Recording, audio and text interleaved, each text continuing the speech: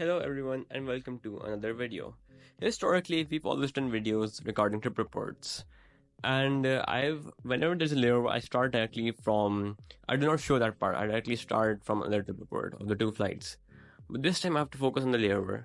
I've had many layovers such as Doha, Abu Dhabi in the past, Istanbul, and many more, even Islamabad airport. And maximum they've been of 3 hours.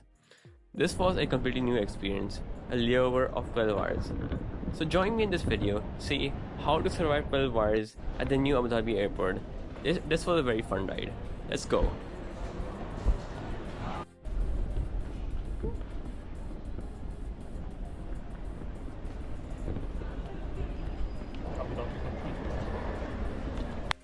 Around 2 hours ago, we just landed here from Karachi 201.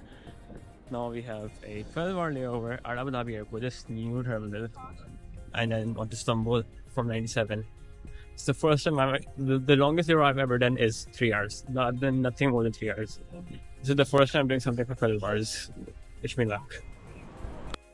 The new Abu Dhabi terminal is quite magnificent. Honestly, it feels like a whole different world when you compare it to the most airport terminals in the world. I felt that it was quite spacious, and like the colors they chose for the ceiling, that really gave it that comfy look. Over 12 hours? Well, that's not my fault. That will be explained in this video. You have to check it out. It's a very long story, but it's kind of crazy. I would personally never do a 12-hour layover. Right of the curve.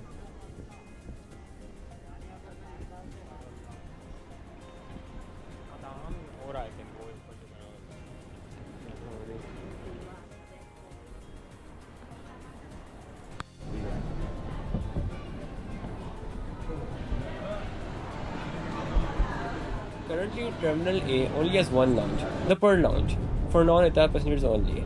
I wanted to check if it's accessible on Lounge Key, like most lounges are in the world, such as Istanbul and other airports I've been to. The lounge, apparently we thought that we were accessible to that through a credit card, and the Lounge Key, but apparently this airport is so new that the Lounge Key is still not working, and they're still having issues with that. So currently, yeah, we have no place to go. 12 hours. Completely roaming around Abu Dhabi airport, but what's gonna do?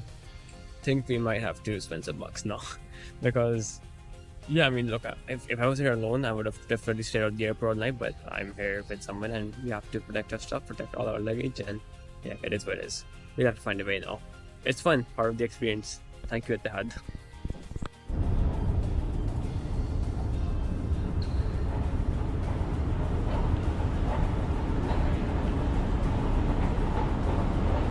Yeah, ARF Kareeb. No launch for 12 hours. Yeah, Terminal A and the ERF pe. And we'll have to rest inside the airport. Recently, June ki. Hoping if I something. There is also an airport hotel. While it is a bit overpriced, it offers you 6 hours of rest, and it's a safe place for travelers to stay protecting their important documents and currency in case you're traveling with them, and in case you do not trust the security at the airport.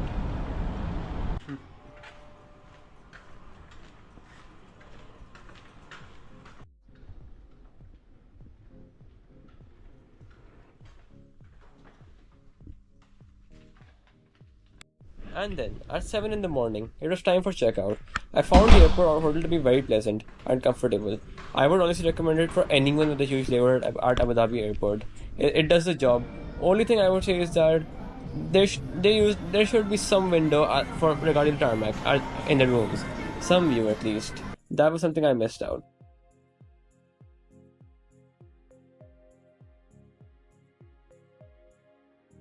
From Abu Dhabi, which is currently 6 a.m. Hour number 9 here at Abu Dhabi airport.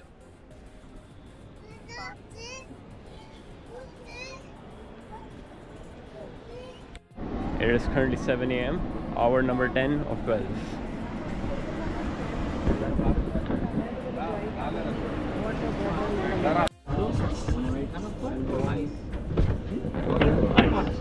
We have cheese, and almond 1 piece left.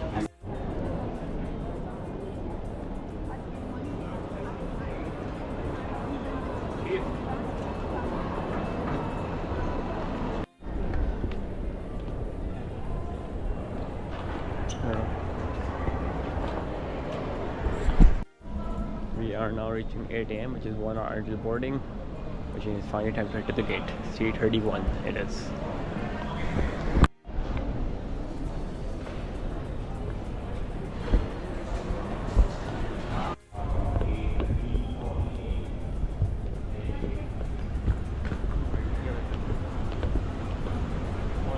Today's aircraft, ASSBLZ, a 5-year Dreamliner, just landed here from Madrid. He's beautiful, isn't it?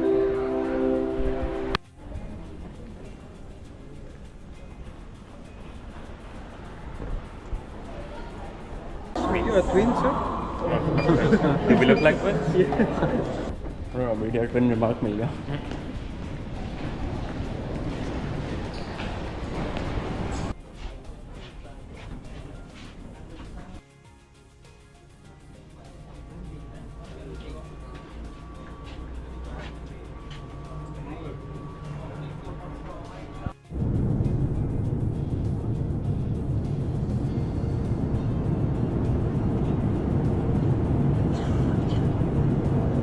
So then, that was that.